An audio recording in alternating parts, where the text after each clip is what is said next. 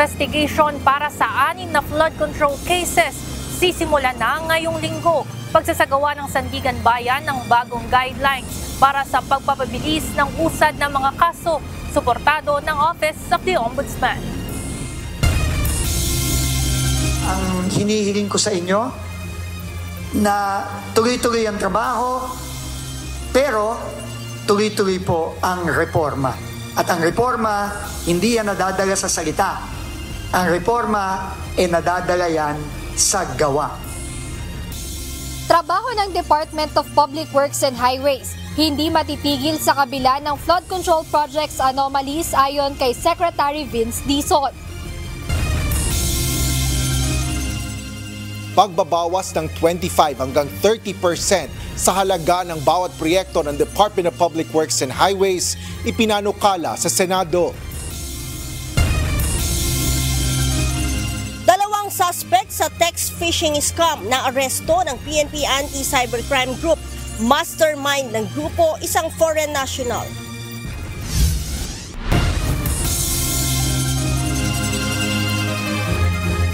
Magandang hapon, Pilipinas at sa buong mundo. Tayo po ay sabayang napapakinggan sa Radyo La Verdad 1350, ang UNTV Radio at una sa ating mga balita. Tuloy lang ang trabaho ng Department of Public Works and Highways o DPWH sa gitna ng mga issues of flood control projects. Ayon kay Secretary Vince Dizon, mas paiigtingin din nila ang pagbabantay sa mga proyekto upang matiyak na dekalidad ang kalalabasan ng mga ito. Plano rin ng kalihim na punan ang nasa 2,000 bakanteng posisyon sa buong bansa upang mapabilis ang serbisyong pang-imprastruktura. Ito ang balita ni Jed Neresina.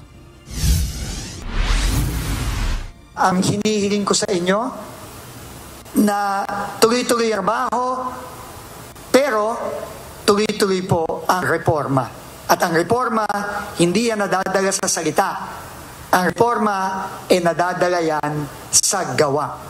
Marami pa rin kailangan gawin at ayusin sa Department of Public Works and Highways. Ito ang ipinahayag ni Department of Public Works and Highways o DPWH Secretary Vince Dizon nang pangunahan niya ang flag raising ceremony ngayong araw.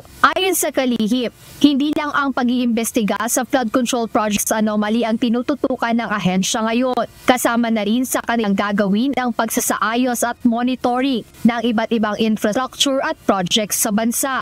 Para sa DPWH, mahalagang mabayan ito lalo pat may mga bumabagsak na tulay at nasisirang kalsada gaya ng nangyari kamakailan lang sa Bukidnon, Davao City Road. Tiniyak ni Secretary Dizon na nagpapatuloy ang kanilang trabaho sa ahensya sa kabila ng mga issue na iniuugnay sa institusyon.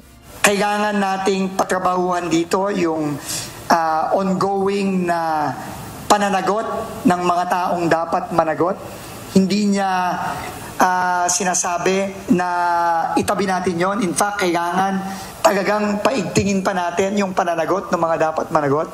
Pero ang sabi po ng Pangulo sa atin, yung trabaho po ng DPWH na napaka-importante para sa ating mga kababayan, hindi po yan dapat huminto. Dagdag ng kalihim na tuloy-tuloy rin ang pagsasaayos nila sa hanay ng ahensya maging ang pagpapatupad ng mga reforma sa DPWH. Yung pong mga reformang yan ay uumpisahan na nating i-roll out at i-anunsyo sa ating mga kababayan para naman po malaman ng mga kababayan natin na tayo dito, hindi lang tayo puro salita. Our actions will judge us, not our words. Words are cheap. Kahit ako po, kung ano-ano sabihin ko dito sa inyo, baliwala po yun kung hindi tayo a-action.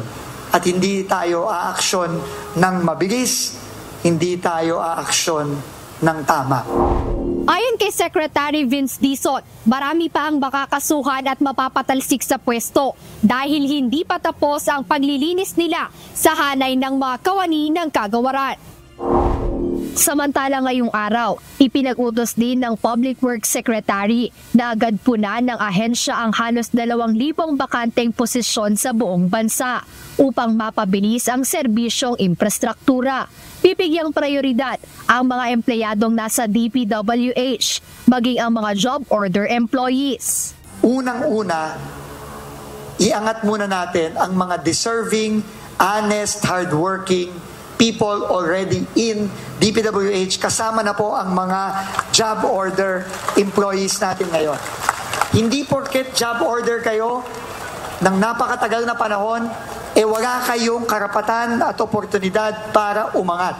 Bukod dito ay babalik din ng DPWH ang Cadet Engineering Program na itinatag ni dating DPWH Secretary Rogelio Babe Singson noong 2013. Jed Neresina, UNTV News and Rescue.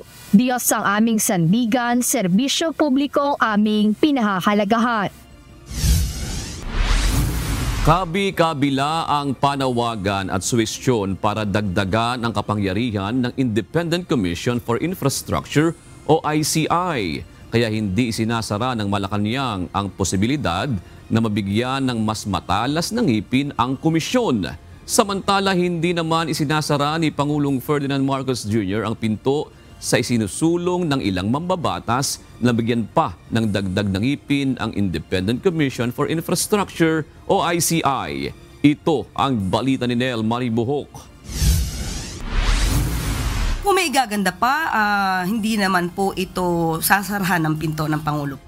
Bukas si Pangulong Ferdinand Marcos Jr. sa ipinapanukalang palakasin ang kapangyarihan ng Independent Commission for Infrastructure o ICI. Sagot ito ng palasyo sa panawagan ni House Senior Deputy Minority Leader at Caloocan 2nd District Representative Edgar Erice kay Pangulong Marcos na magpatawag ng special session para maipasa ang panukalang magbibigay ng ngipin sa ICI. Ayon kay Palace Press Officer Undersecretary Claire Castro, hindi naman sarado ang Pangulo sa ideya na dagdagan pa ng kapangyarihan ng ICI. Sa kasalukuyan, kontento naman anya si PBBM sa itinatakbo ng trabaho ng ICI. Pero sa ngayon po, nakikita naman po natin na maganda ang itinatakbo ng ICI. Pag nagpatawag po sila, kahit mga senador, kahit mga miyembro ng Kongreso, sila naman po ay tumutugon at nagbibigay ng kanilang pahayag. Naunawaan rin ng Malacanang ang ipinahayag na posisyon ng mahigit 30 business groups na nananawagan na bigyan ng buong legal na kapangyarihan ng ICI para makapagsagawa ng mabilis at independenteng investigasyon sa katiwalian sa mga proyektong pang-infrastruktura. Nararamdaman po ng Pangulo at ng administrasyon ang mga nararamdaman ng mga businessmen. Kaya po patuloy ang ginagawang pag-iimbestiga at patuloy ang pagpapabilis ng aksyon para po mapanagot ang dapat na mapanagot. Hindi naman sang-ayon ng Malacanang sa panukalang buwagin ng Department of Public Works and Highways o DPWH. Ayon kay Yusek Castro, hindi naman lahat ng nasa ahensya ay gumagawa ng mali, kundi mayroon pa rin anyang mga public official na gumagawa ng kanilang obligasyon. Sa halip na ang buong ahensya ang buwagin, ang dapat tanggalin ay ang mga gumagawa ng katiwalian. Sa ngayon po ay hindi po pa naiisip kung dapat itong i-abolish dahil dapat ang tanggalin dito ay yung mga gumagawa ng mali. Madali naman pong malaman kung sino-sino ito at sa tulong na rin po ni Secretary Vince, matatanggal po ang dapat matanggal sa ahensya. Nel Maribuhok, UNTV News and Rescue. Diyos ang aming sandigan, serbisyo publiko ang aming pinahalagahan. Nilinaw ng Malacanang na courtesy call ang pakay ni U.S. Embassy Acting Deputy Chief of Mission Michael Kelleher sa pagbisita sa opisina ng Independent Commission for Infrastructure. Ito ang naging tugon ni Undersecretary Claire Castro nang matanong kanina hinggil sa layon ng pagpunta sa ICI ni Kelleher. Ayon kay Palace Press Officer Undersecretary Attorney Claire Castro, mismong si ICI Executive Director Attorney Brian Kit Hosaka ang nagsabi sa kanya na inalam lang ng US diplomat kung ano ang mandato at trabaho ng komisyon.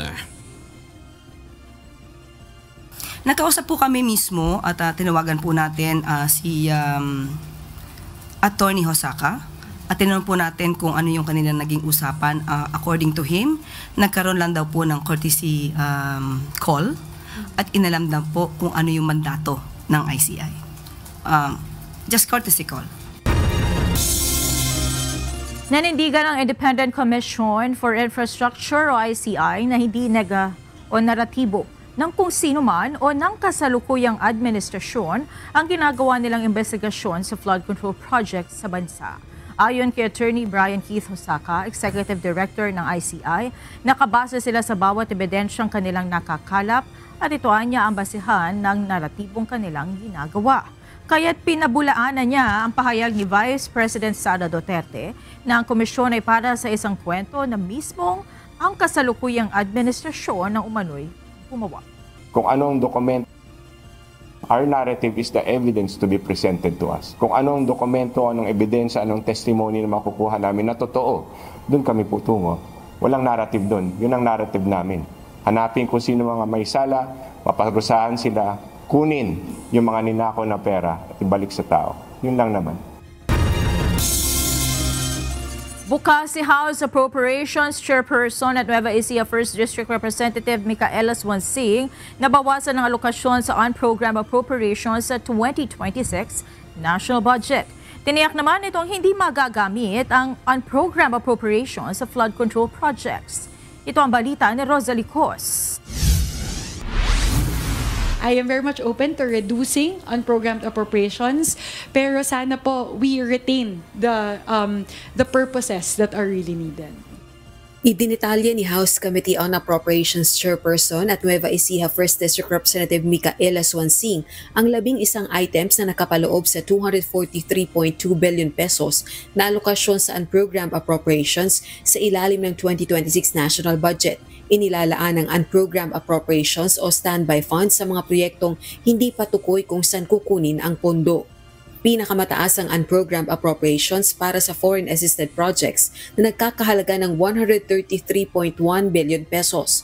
Sinundan ito ng revised AFP modernization na may 50 billion pesos na alokasyon at ang suporta sa government social programs na may 45 billion pesos. Kung si Congresswoman Swansing ang tatanungin, bukas siyang bawasan ng alokasyon para sa unprogrammed appropriations.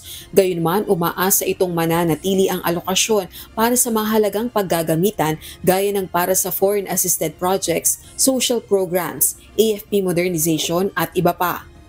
Rather than zeroing out the particular items under unprogrammed appropriations, one option is to explore reducing it. Sa totoo lang po, ang takot ko po kung i-wipe out natin lahat ng laman ng unprogrammed appropriations. Halimbawa po, ito pong mga nakapaloob sa strengthening assistance for social programs. Kung magkaroon po ng malaking kalamidad, kung magkaroon po ng kailangang national health emergency na kailangan pong respondihan, kung hindi po natin bibigyan ng legal basis for funding these items, hindi po tayo makakabatak.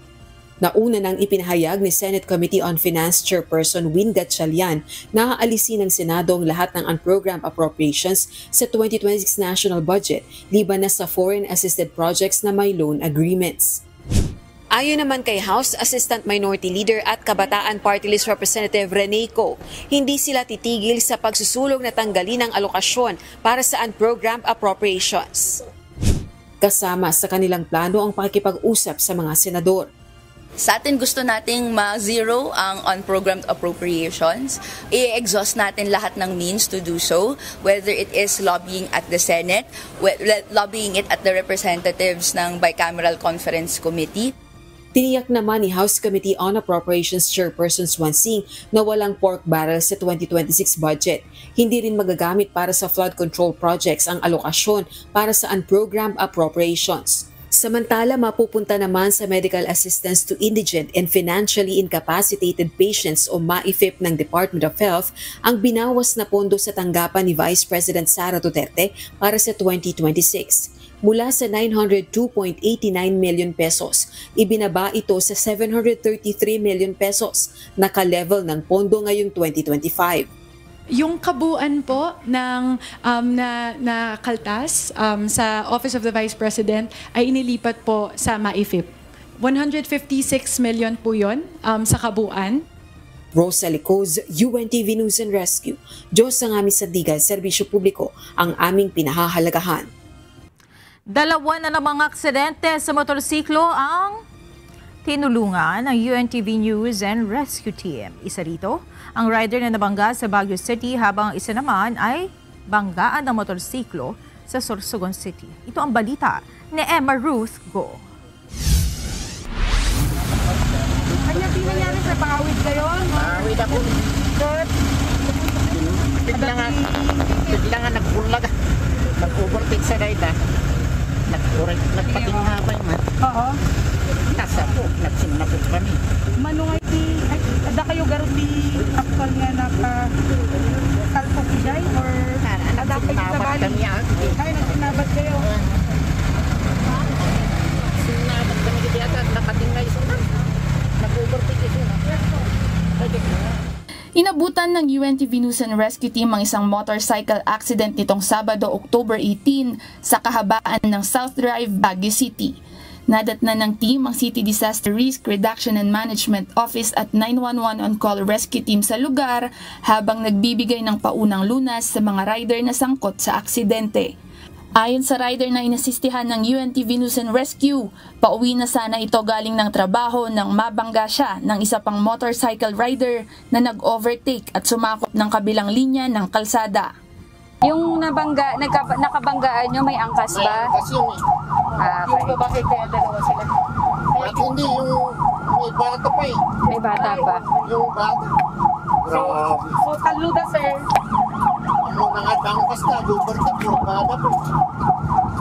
Binigyan ng paunang lunas ng team ang rider na nagtamo ng posibleng bali sa kaliwang binti at ilang mga gasgas sa lower extremities nito, kabilang na ang tinamong sugat sa magkabilang siko. Nagsagawa rin ng secondary assessment ang team habang itinatakbo ang pasyente sa pinakamalapit na ospital. Kabilang sa protocol ng News and Rescue ang pagsasagawa ng secondary assessment sa mga pasyente upang masigurong nababantayan ang kalagayan at malapatan ng lunas ang mga injury ng pasyente bago maiendorso sa receiving doctor pagdating sa pagamutan.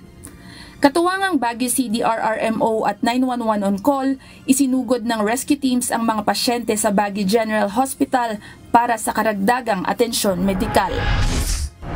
Demobilize ko ako, demobilize dito.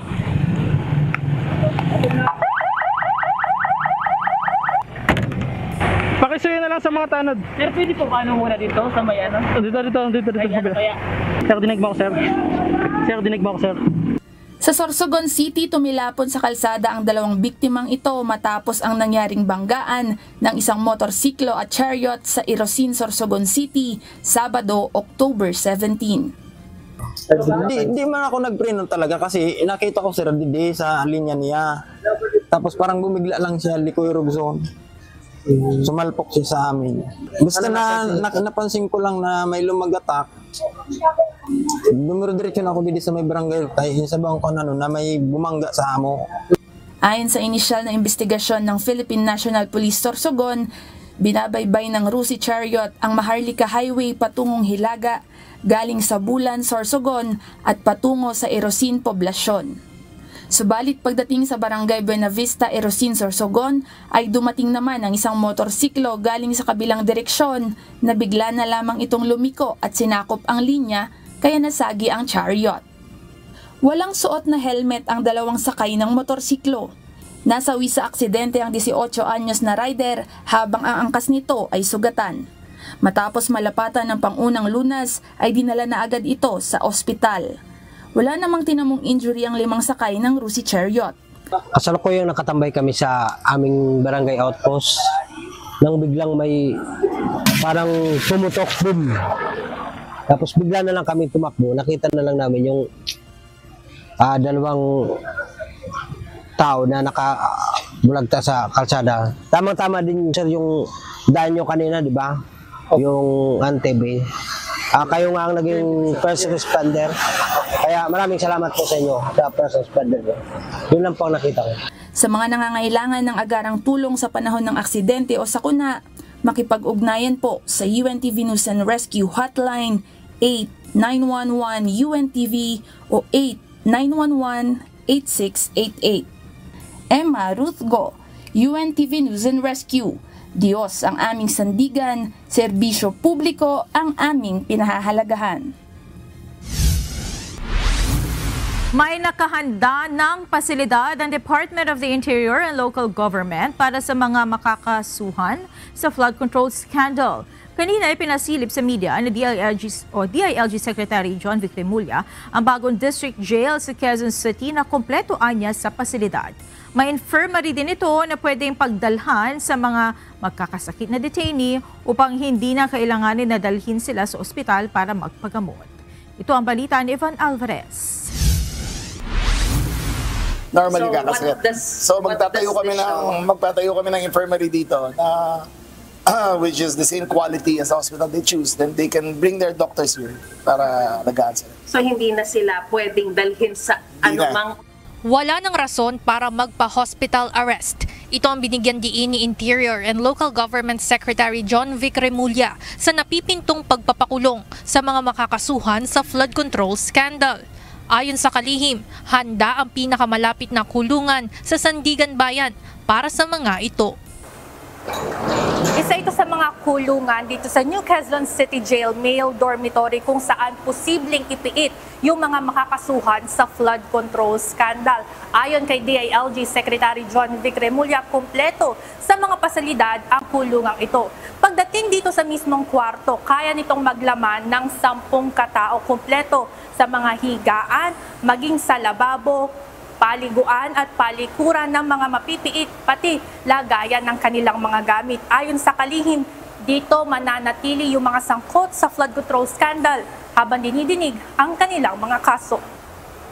Bukod anya sa maayos na mga kwarto, magkakaroon ng infirmary sa bagong Quezon City Jail upang mismong doktor na lamang ang magtungo dito at huwag nang magbigay daan para sa hospital arrest hanggat maaari. Pwede sila mag-petition sa Sandigan, but we will show to papakita namin sa Sandigan na handa ang BGNP kung ano mang eventuality o ano man sakit nila.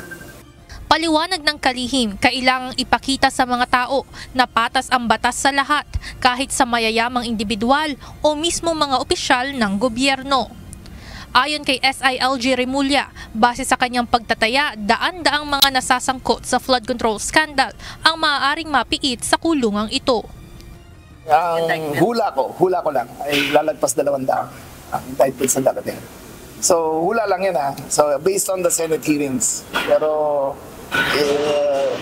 ang makakapagsabi lang dyan ay ang Sandigan Bayan kung sinong ma-indict. Anya, maaaring kasama na rin dito ang mga district engineer, contractor, maging ang mga sangkot na congressman at senador. Wala rin umanong magiging special treatment sa mga ikukulong na akusado. Hiwalay ang grupo ng mga babae at lalaki sa kani-kaniyang mga detention cell. Magsusuot naman ng body cameras ang mga magbabantay na jail guards. Wala pong air conditioning dito.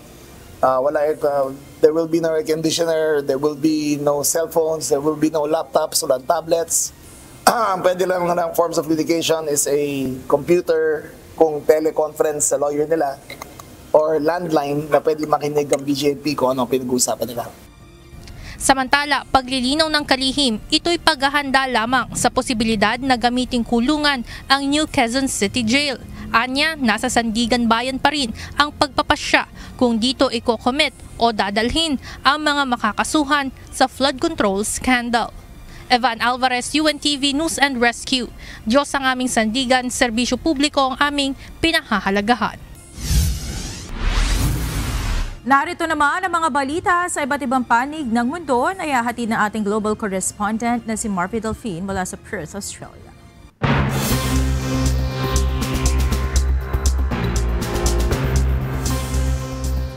Gandang gabi naman sa inyo dyan sa Pilipinas. Muling nagdunsad ng airstrike ang Israel sa Gaza matapos umanong labagin ng Hamas ang ceasefire deal kasunod ng pagkamatay ng 2 sundalo at 44 na sibilyan. Itinanggi ng Hamas ang paratang na paglabag at iginiit na nananatili itong tapat sa ceasefire deal. Pagsapit ng gabi, inanunsyo ng Israel na ipagpapatuloy ang pagpapatupad ng ceasefire kasabay ng babala ng matinding pagganti kung lalabagin ito ng Hamas. Samantala, tiniyak ni US President Donald Trump na nananatili ang bisa ng kasunduan at maghihigpit sa pagpapatupad nito. Bigong nakuha ni Ukrainian President Volodymyr Zelensky ang hinihiling nitong Tomahawk missiles mula Estados Unidos matapos ang pakikipagpulong kay US President Donald Trump sa White House. Sa halip, nanawagan si Trump na itigil na ang labanan sa pagitan ng Ukraine at Russia. Iniulat din ng US President na nakatakda siyang makipagkita kay Russian President Vladimir Putin sa Hungary. Ito ang balita ni James Hilario. We need Tomahawks, so we need a lot of other weapons that we're sending to Ukraine. One of the reasons we want to get this war over is exactly that. It's not easy for us to give. You're talking about massive numbers of very powerful weapons. So that's one of the things we'll be talking about. Hopefully they won't need it. Hopefully we'll be able to get the war over with without thinking about Tomahawks. Hindi pagbibigyan ng Estados Unidos ang hiling ng Ukraine na Tomahawk missile para sa laban nito sa Russia. Ayon kay US President Donald Trump, umaasa siyang matatapos ang digmaan nang hindi kinakailangang gumamit ng mga Tomahawk missiles. Giit niya na nanatiling prioridad ng Amerika ang sariling depensa kaya't kailangan nilang panatilihin ang mga naturang sandata. Kasunod ng pagpupulong sa White House, sinabi ni Trump na bukas pa rin ang pag-uusap tungkol sa posibilidad ng pagbibigay ng long-range missiles, ngunit ayaw nilang magdulot ng panibagong paglala ng tensyon sa pagitan ng Ukraine at Russia. Bagamat sang-ayon si Ukrainian President Volodymyr Zelensky sa sinabi ni Trump na dapat nang matigil ang digmaan, iginiit nito ang pangangailangan ng Ukraine na depensahan ang sarili nito laban sa patuloy na pag-atake ng Russia. The most important thing for people in Ukraine, which are under each day's attacks, to have really strong security guarantees. NATO is the best, but weapon is very important. Allies on our side is very important, and between us, for us, bilateral security guarantees between me and President Trump is very important. Sa kabila ng hindi pagbibigay ng US ng Tomahawk, naniniwala pa rin si Zelensky na malaki ang maitutulong ni Trump para mawakasan na ang matagal na digmaan. And I think this is the momentum to finish Russia's war against Ukraine. I think that, yes, we understand that Putin is not ready. I think not ready, but I think that I'm confident that with your help, we can stop this war. And we really need it. Samantala, nagpahiwatig naman si Trump ng pag-asa na posibleng makamit ang kasunduan sa nalalapit niyang pagpupulong kay Russian President Vladimir Putin sa Hungary. We're doing Hungary, yeah. But I would say most likely it's going to be a double meeting. It'll be a double meeting, but we will have the President, Zelensky, in touch. There's a lot of bad blood with the two presidents. Ayon kay Trump, bukas siya sa ideya ng trilateral talk sa pagitan nila ni Putin at Zelensky, ngunit inamin din niyang may bad blood pa rin sa pagitan ng dalawang bansa. Matapos ang pagpupulong, agad namang tumawag si Zelensky sa mga European leader upang ibahagi ang resulta ng kanilang diskusyon. Tiniyak naman ni UK Prime Minister Keir Starmer na magpapatuloy ang kanilang humanitarian at military support sa Ukraine. James Hilario, UNTV News and Rescue. Diyos ang aming sandikan, serbisyo publiko ang aming pinahahalagahan. Isang North Korean soldier ang nahuli ng South Korea military matapos nitong tawirin ang border sa pagitan ng North at South Korea noong linggo. Ayon sa South Korean Defense Ministry, tumakas umano ang sundalo mula sa North Korea at kusang nagtungo sa South. Sinabi ng mga opisyal na maingat nilang tinunton at inaresto ang sundalo malapit sa military demarcation line bago ito isailalim sa investigasyon. Tinatayang higit 34,000 North Koreans na ang nakatakas patungong South Korea simula 1950. Ngunit ang ganitong pagtawid sa mismong hangganan ay nananatiling bihira dahil sa mahigpit na pagbabantay sa lugar. Mahigit $1 bilyong ang tinatayang halaga ng pinsala matapos ang malawakang sunog sa cargo village ng pangunahing paliparan sa Bangladesh nitong Sabado. Nasunog ang mga tela, kemikal at iba pang kargamento na mahalaga sa garment sector ng bansa. Tumagal ng halos 27 oras bago tuluyang naapula ang apoy na nagdulot din ng pansamantalang paghinto ng mga flight at operasyon sa paliparan. Ayon sa mga eksperto, posibleng maapektuhan ang $40 billion garment industry ng Bangladesh dahil maraming produkto at sample para sa mga dayuhang mamimili ang naabo. At yan ang mga balita mula sa iba't ibang panig ng mundo. Mula dito sa Perth, Australia, ako si Marvy Delphine. Magandang gabi. Arestado ng mga tauhan ng Philippine National Police Anti-Cybercrime Group ang dalawang suspect na sangkot umano sa text phishing scam. Ayon kay PNP ACG Director Police Brigadier General Bernard Yang, ang dalawang suspect ay naaresto sa malataong lugar sa Mandaluyong at Makati City habang bitbit ang IMSI catcher. Ito ang balita ni Lea Ilagan. Nahuli natin yung nag-iikot, dala-dala yung sasakyan with the different devices, the AMC catcher, the text blaster, and ito po yung focus police operation na sinagawa ng Anti-Cybercrime Group in coordination or in joint cooperation with the Philippine Navy. Hindi na nakapalag ang dalawang individual na ito matapos na arestuhin ang mga tauhan ng Philippine National Police Anti-Cybercrime Group sa bisa ng warrant to search, seize, and examine computer data sa Makati at Mandaluyong noong isang linggo. Ayon kay PNP ACG Director Police Brigadier General Bernard Yang, nakatanggap sila ng report na gumagamit ang mga suspect ng International Mobile Subscriber Identity o MC Catcher habang naglilibot sa matataong lugar para makasagap ng maraming numero. Now using these devices, ito yung nagsisend ng messages. At the same time, the reason why umiikot sila in Mandaluyong area in Makati City, it's because they wanted to get the different numbers in that particular area. Sa mga nasasagap aniyang numero ng MC Catchers, nagpapadala ng link ang mga suspect kung saan nagpapanggap sila mga taga-bangko o kaya naman ay mga taga-telecom companies. Now once nakapag-send sila ng mga text messages, once you reply on this particular text messages at hiningi sa inyo yung mga personal identification nyo, numbers and others, doon po magkaka-problema tayo. Dahil for sure, pagka nagbigay kayo ng credit card numbers, mababawasan yung inyong credit cards. Sinabi pa ni Brigadier General Yang, 4 na MC Catcher ang nakumpiska at 2 ang na-turn over na sa National Telecommunications Commission. Nakaharap niya mga suspect sa patong-patong na kaso.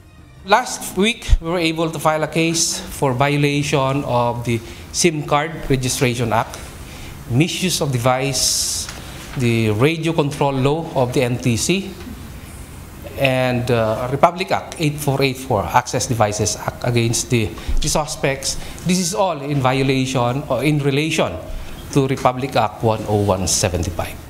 Dagdag pa ni Brigadier General Yang, nagsasagawa pa ang ACG ng follow-up operations upang mahuli ang iba pang kasamahan ng mga suspect, kabilang na ang kanilang dayuhang mastermind.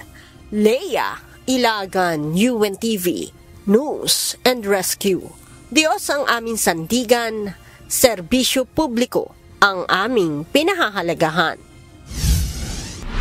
Pinaghahandaan na ng pambansang pulisya ang seguridad sa paparating na undas. Ayon kay PNP Public Information Office Chief Police Brigadier General Randolph Tuanyo, magtataas sila ng full alert status isang araw bago ang undas. Nasa 25,349 na pulis din ang kanilang ipakakalat para sa seguridad. Ito'y bukod pa sa mga tauhan ng Bureau of Fire Protection, Armed Forces of the Philippines, Philippine Coast Guard at iba pang force multipliers. Kasamaan niya sa babantayan ng mga pulis ay ang mga sementeryo, columbarium, sitwasyon ng trapiko at iba pang matataong lugar. Ang seguridad sa nalalapit na undas, particular po, ito po ay usually po sa security plan para po mag-provide ng security, traffic control, manage public safety para po sa places of convergence, particular lang po sa mga terminals and ports po. Usually po 85% o nagiging full alert ang status ng Philippine National Police kaugnay po na pag tuwing dibaraan po yung undas po.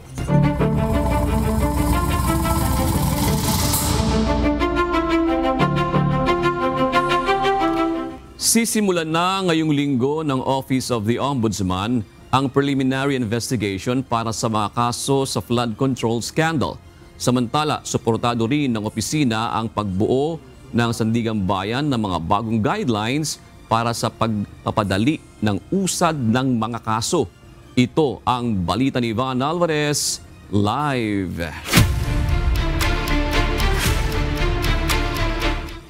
Magandang gabi, Ivan. Ilan at aling mga kaso ba yang isa sa ilalim sa preliminary investigation ngayong linggo? June, ayon kay Ombudsman Jesus Crispin Boying Remulla, 6 na kaso ang gagawan ng preliminary investigation ngayong linggo. Kasama na rito yung flood control project sa Oriental Mindoro, maging yung 5 ghost project sa probinsya ng Bulacan. Sisimulan na ngayong linggo ng Office of the Ombudsman ang pagsasagawa ng preliminary investigation sa mga kasong may kinalaman sa flood control scandal.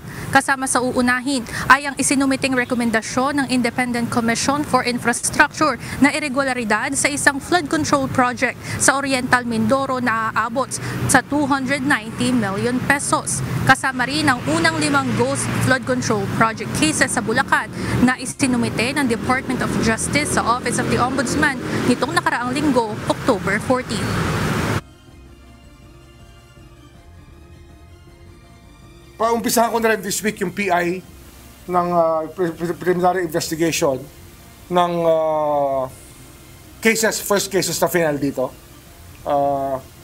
Yung case ng Mindoro Oriental at yung case ng Bulacan Ghost Projects, paumpisahan ko na this week ang PI. So this week, gugulong na yan. At least 6 flood control cases will start moving this week. Hopefully. Ayon kay Ombudsman Remulla, magsasagawa ng isa pang araw ng evaluation ang kanilang opisina para rito bago tuluyang ipasa sa bubuuing panel na tututok sa preliminary investigation. Anya, isang bahagi pa lamang ito, lalo na at marami pang mga kasukasuan ng flood control project cases ang kanilang tinatrabaho bago tuluyang maisalang sa mismong paglilitis. Isa na rito yung restitution. I will seek the advice of the judiciary on this matter. Kasi nga, they have decided cases before in the Sandigan Bayan where restitution became an issue. And was not really an issue because it became part of the strategy of government.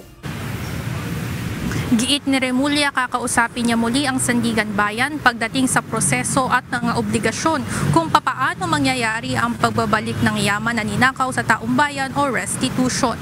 Samantala, sa isang pahayag, sinabi ng Sandigan Bayan, bumubuo na ito ng mga bagong alituntunin para pabilisin ang proseso ng paglilitis sa criminal cases.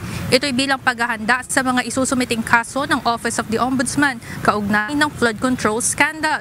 Ayon kay Ombudsman Remulla, isa ito sa una niyang nirequest sa Sandigan Bayan nang maupo ito sa pwesto.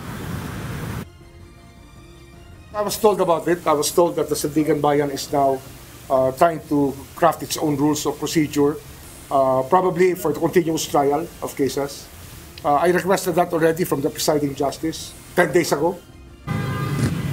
Anya, personal itong sinabi sa kanya ni Sandigan Bayan Presiding Justice Geraldine Econg maging ang mga maaaring problema pagdating sa cases of jurisdiction o kung aling mga kaso ang may karapatan o kapangyarihan ang isang hukuman.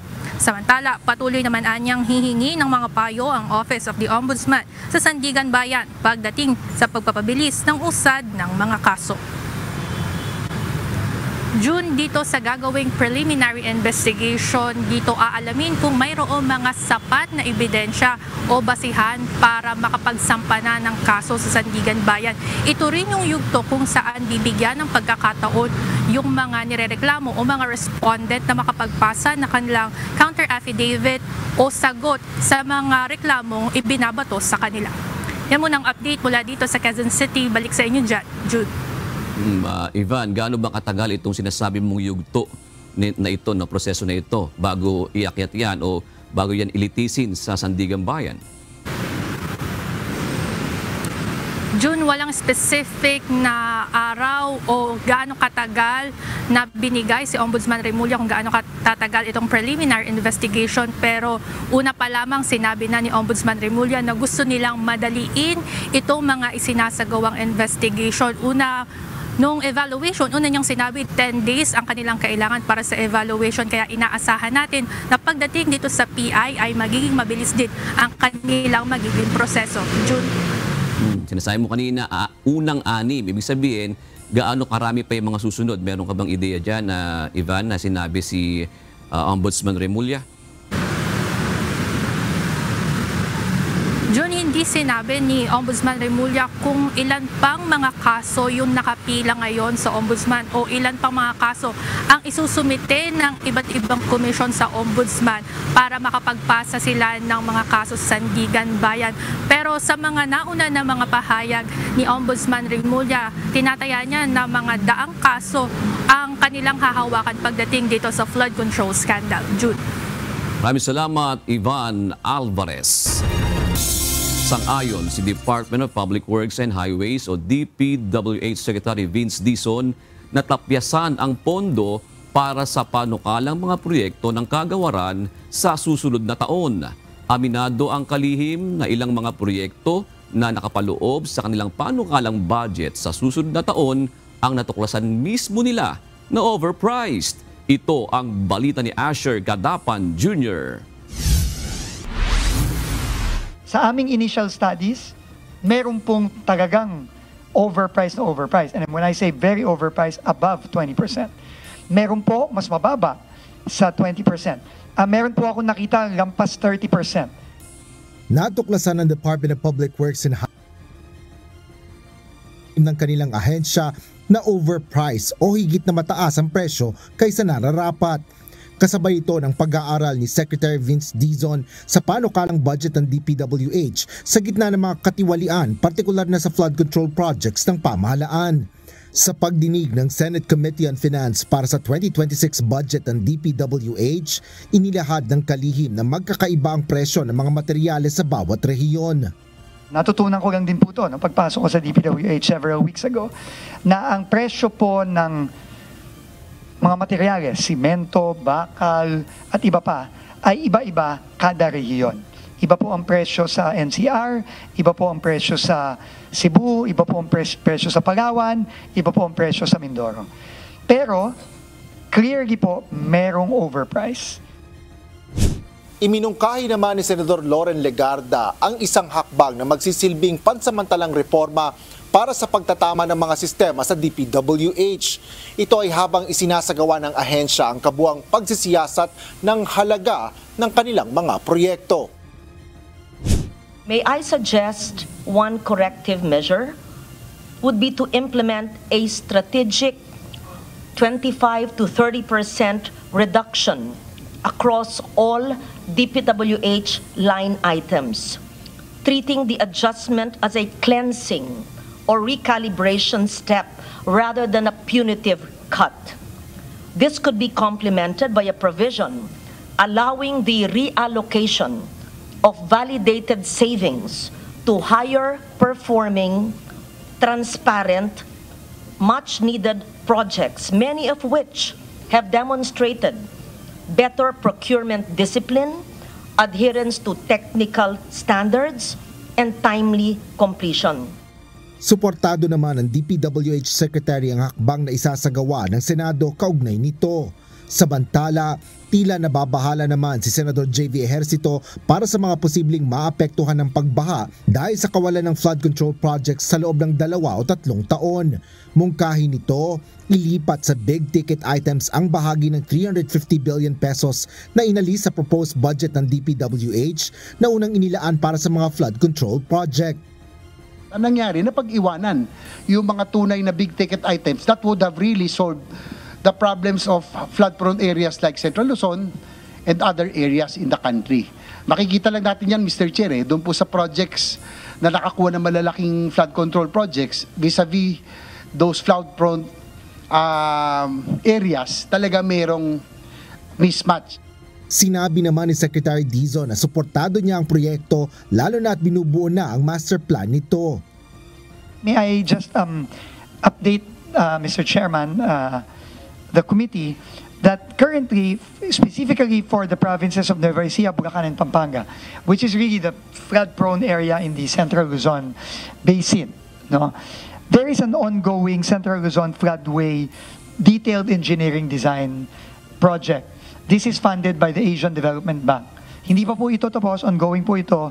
Matatapos po ito August 2026. So, DED na po yun, detailed engineering na po yan. Asher Kadapan Jr., UNTV News and Rescue. Diyos ang aming sandigan, serbisyo publiko ang aming pinahalagahan. Usap-usapan ngayon ang posibilidad na bumalik bilang chairman ng Senate Blue Ribbon Committee si Senator Panfilo Lacson. Sa isang statement na inilabas ni Senator Lacson, sinabi nito na nagkausap sila ni Senate President Vicente Sotto III ukol dito. Natalakay umano nila ang ideya ukol sa posibilidad na maibalik siya bilang chairman ng komite. Napag-usapan umano nilang dalawa, sakaling muli siyang maihalal bilang chairman ng komite, dapat silang maging handa sa lahat ng posibleng maging consequence ng kanyang aksyon. Kabilang na ang pagkalas ng ilang miyembro ng mayorya, gayon din ang Senate presidency ni Senator Sotto. Dagdag pa nito, palaisipan sa kanya kung ano ang sasapitin na Blue Ribbon Committee sakaling mapunta ito sa minority na pinangungunahan ni Senator Alan Peter Cayetano. Nauna na inihayag ni Senator Lacson ang pagkadismaya umano ng ilang senador sa direksyong tinatahak na investigasyon kaugnay sa issue ng anomalyang flood control projects. Hindi maaring basta na lamang tanggalan ng benepisyo ang mga retiradong sundalo. Ito ang binigyan diin ng Armed Forces of the Philippines sa lumabas na balitang tatanggalan umano ni Pangulong Ferdinand Marcos Jr. ng pensyon ang mga retiradong general sa gitna ng umuugong na usapin ng destabilisasyon. Ito ang balita ni JP Nunez. Hindi po natin kine-curtail ang karapatan ng sino man na magpahayag ng kanilang opinion at saloobin. We respect the opinions po, especially of our senior. Malisyoso at walang basehan.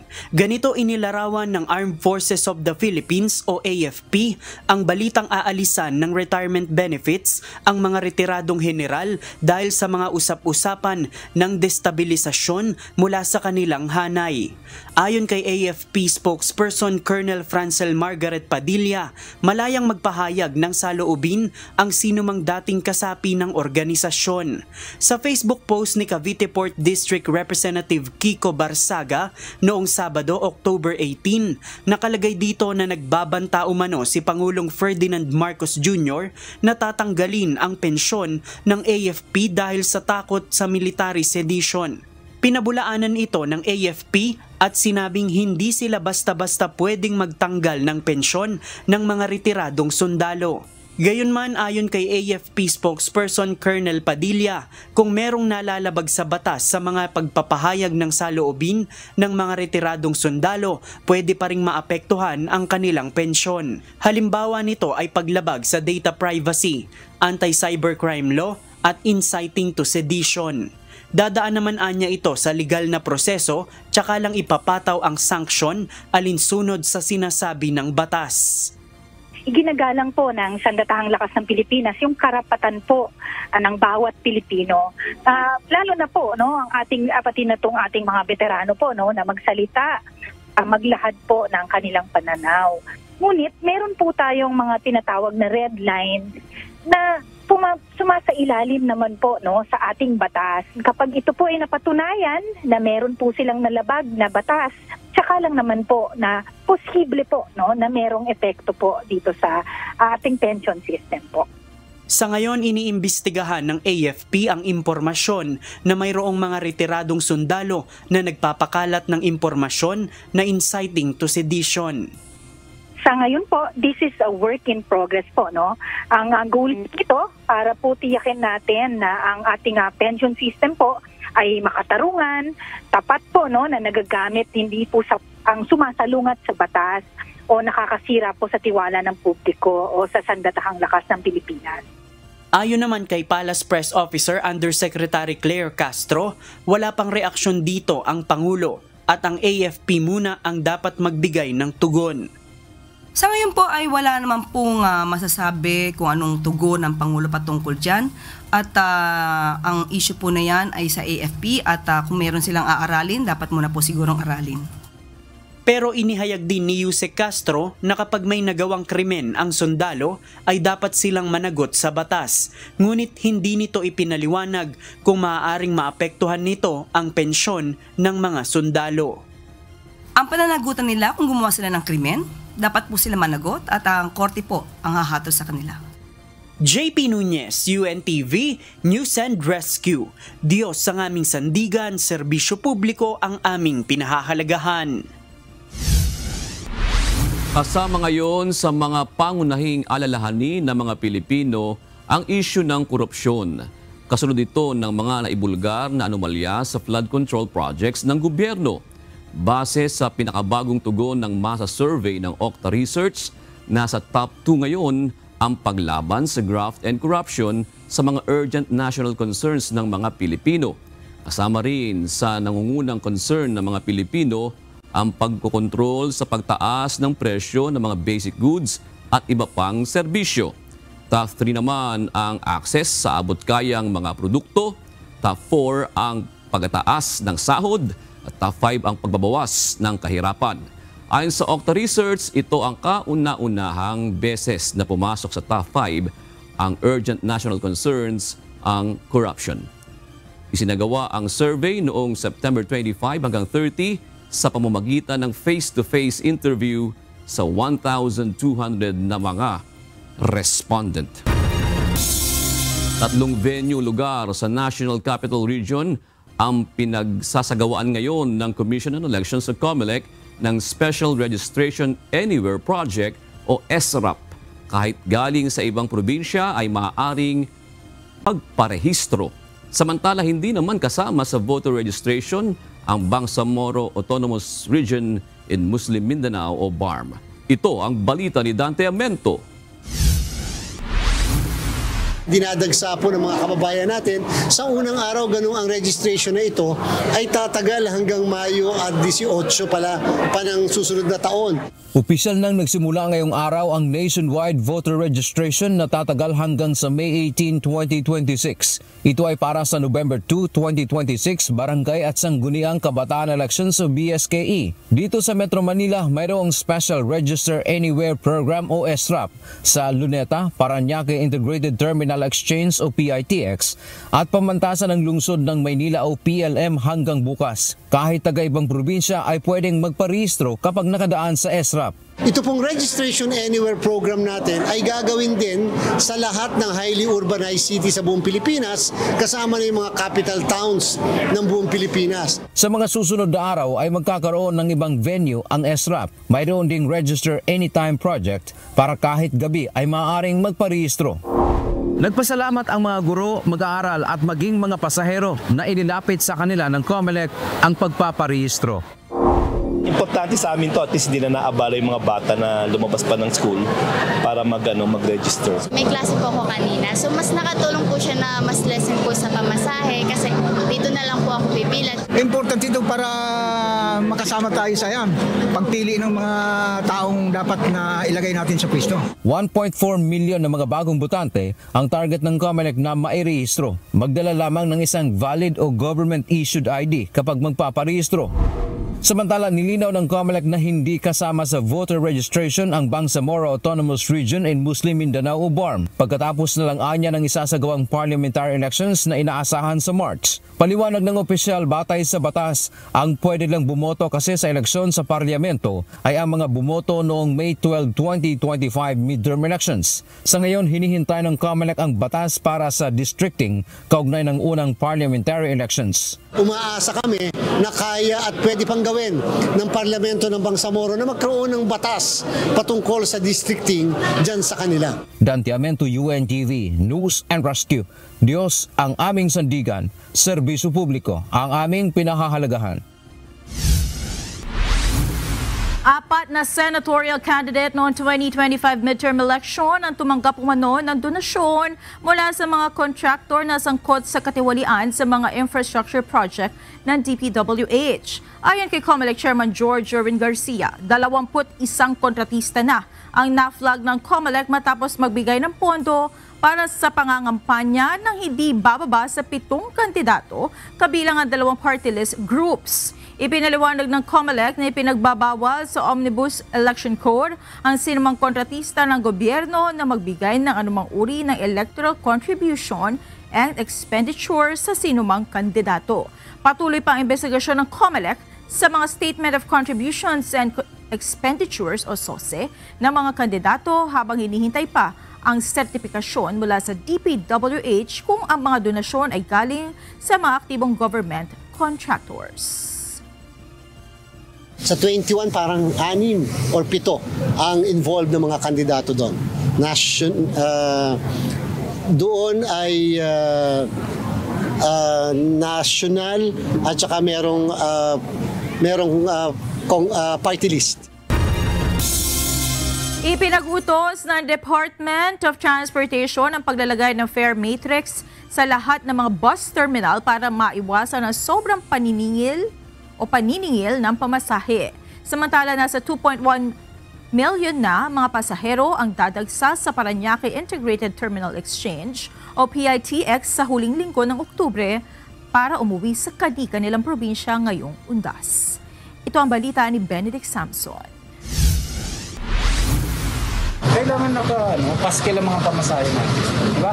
Walang nakapaskil na fare matrix. Ito ang napunan ni Transportation Acting Secretary Giovanni Lopez na magsagawa ng inspeksyon sa ilang bus terminal sa Pasay City kaninang umaga. At para maiwasan ang overcharging, ipinag-utos ng kalihim sa lahat ng bus terminal na magpaskil ng fare matrix para maging batayan ng mga pasahero kung magkano ang ibabayad na pamasahe. Pinag-utos na po natin sa LTFRB na sa ating mga social media kasama ang LTO, DOTR na kami na po ang magpapaskil kung magkano yung fare matrix, at least for the information of everyone. Dagdag pa ni Acting Secretary Lopez, nararapat din na magkaroon ng online booking ang mga pasahero. Hindi naman natin pinagbabawal ang mga pasahero natin na mag-walk-in. Pero parati kasi dapat may option ang ating mga pasahero, at ito yung sinasabi nga ng ating Pangulo, online, no line. At saka para mas mabilis din ang transaction. So isa na yan sa mga pulisiyang ini-implement ng LTFRB sa mga bus operators. So we just have to continue monitoring it. Samantala, 3 bus naman ang ipinai-impound ng kalihim dahil sa pag-ooperate kahit pa naipasara na sila noon pang buwan ng Hulyo. Katwiran ng nadat ng driver. Nakagarahe lamang sila sa lugar. Ngunit ayon sa kalihim, dapat ay alam pa rin ito ng DOTR. Hindi natin alam kung talagang roadworthy itong mga ganitong buses kasi hindi po natin na-check. Kasi hindi nga natin alam na may ganitong terminal. So paano malalaman ng gobyerno? At they are considered colorum. So we have to revoke the franchises of the operators and I have to ask the LTFRB to impound the buses now. So we have to do it. Kaugnay pa rin ang inaasahang pagdagsa ng mga pasahero sa undas. Nag-inspeksyon ng DOTR sa Parañaque Integrated Terminal Exchange o PITX. Ayon kay Acting Secretary Lopez, isa sa nais nilang mabuo ay ang isa pang komite na mangangasiwa para maiwasan ang kumpulan ng mga pasahero. Kasi alam po natin na ang second floor po dito ay medyo underutilized po yung mga bay areas natin. Para sa ganun, hindi po magkukumpul-kumpul din natin ang mga tao natin dito sa isang floor lang, at para magamit natin lahat yung ating mga bay areas. Kapag mas madami po kasi nagagamit, mas mapapabilis ang pagbiyahe, mas ma-accommodate natin ang mga buses. Sa pag-iikot pa ng DOTR official, isa rin sa napunan nila ang mahinang air conditioning, bagay na isasaayos na ng PITX management. Unang-una, yung nabanggit, kailangan medyo mas malamig pa yung yung temperature natin dito. Siyempre, inaasahan natin na pag dumami pa yung tao, siyempre, mas iinit pa. So yan, talagang tutugunan natin yan. Inaasahan naman ng PITX na sa huling linggo ng Oktubre hanggang sa November 4 ay aabot sa mahigit 2 milyong pasahero ang dadagsa sa terminal. Benedict Samson, UNTV News and Rescue. Diyos ang aming sandigan, serbisyo publiko ang aming pinahahalagahan.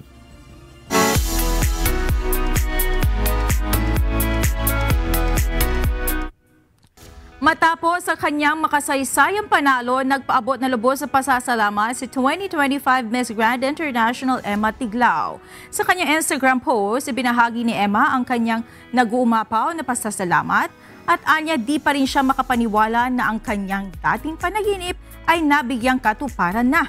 Pinasalamatan ng Pinay Beauty Queen ang mga Pilipino na anya'y siyang naging istorya ng kanyang journey. Anya, ang 1 million heart reacts ng mga Pilipino ay higit pa sa likes dahil ito ay simbolo ng bayanihan at pagkakaisa. Pinasalamatan rin ito ang lahat ng organizers at bumubuo sa Miss Grand International Pageant. Makasaysayan ang muling pagkakasungkit ng Pilipinas sa titulo matapos ang back-to-back win sa dalawang magkasunod na taon na Miss Grand International.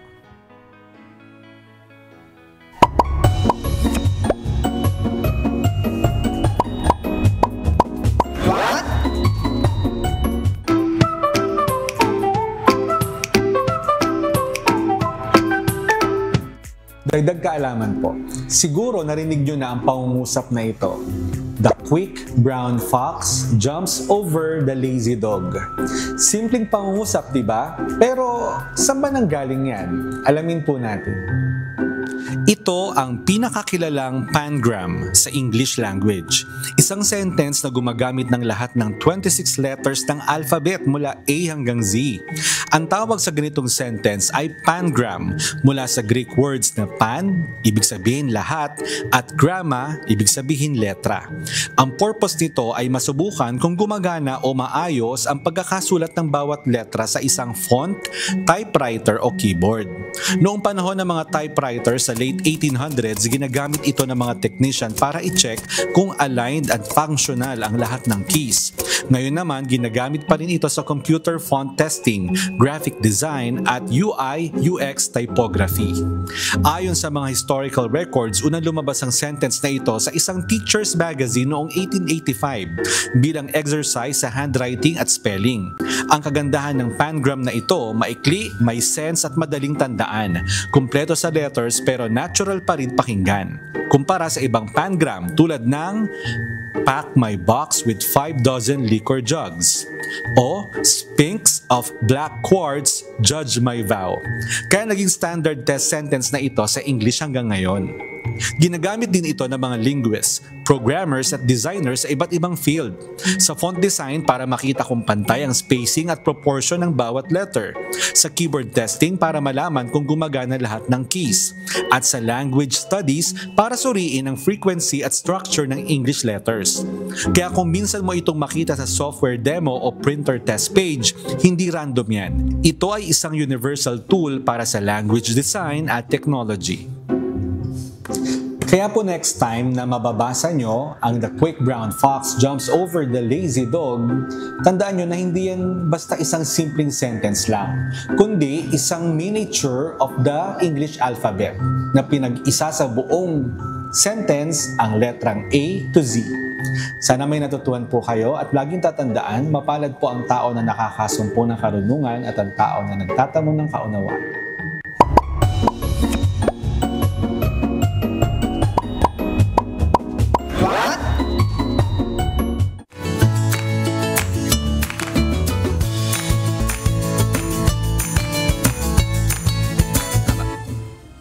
Narito naman ang ating mga naging kausi ngayong pong araw ng, eto tama na, Lunes. Lunes. Yan. Salamat po at shout out kina Abara Ronaldo, Brando G, One Music at Juan Bersabal. At Monica, allow me to greet itong mga taong ito. Kasi nung Friday, nakita ko dun sa MCGI Charity Center. Grabe yung pasyente. Iba-ibang mga may medical, iba-iba, merong laboratory, merong pang yun din. Tapos meron pong dental at iba pa yung denture, no? Ang haba ng pila, kaya gusto kong pasalamatin itong mga doktor na ito. Matyaga sila, grabe. Yung denture department ng MCGI Charity Center natin, si Doc Kate, si Doc Larry, si Doc Edna, si Doc Minnie, si Kuya Donato, si Kuya Jen, na nagdiriwang ang kanyang Sabbath anniversary, si Ate Chan, si Ate Judith, si Kuya Michael, at si Ate Rosa. Lahat yan, ate ko tsaka kuya. Ha?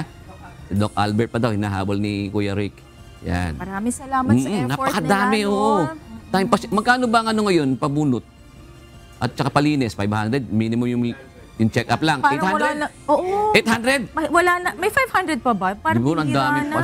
ang daming pasyente nung biyernes na yung grabe. Ibig sabihin maraming nasa-save yung atin pong mga kababayan. Kaya saludo tayo at samahan kayong palagi ng Diyos yung atin pong mga doktor dyan sa MCGI Charity Center. Yan. At muli, no, happy viewing din po sa ating mga taga-subaybay, kina Reed, Charles Labrador, Philip Orino at Crisanto Santos. Samantala, mga kasambahay, kung may mga istorya po kayong nais pang balikan sa Ito Ang Balita, pwede niyo po ito muling mapanood sa aming mga official social media account. Magtungo lamang po sa UNTV News and Rescue YouTube channel at i-click ang subscribe button. Kayo din sa aming Facebook, Instagram, X at TikTok accounts. Mapapanood nyo rin po rito ang iba pang news programs ng UNTV, pati na iba pang video ng nag-iisang public service channel. Kaya subscribe, like, and share. Narito naman ang salita ng Diyos na ating sandigan mula sa Aklat ng Kawikaan 17:17 na nagsasabi, ang kaibigan ay umiibig sa lahat ng panahon at ang kapatid ay pinanganak na ukol sa kasakunaan. At yan ang naging kabuuan ng ating balitaan ngayong gabi. Aming inilahad ng buong katapatan kung paano namin nasaksihan. Kayo po'y makapagtitiwala na ang aming nakita at narinig, ang aming ibinabalita.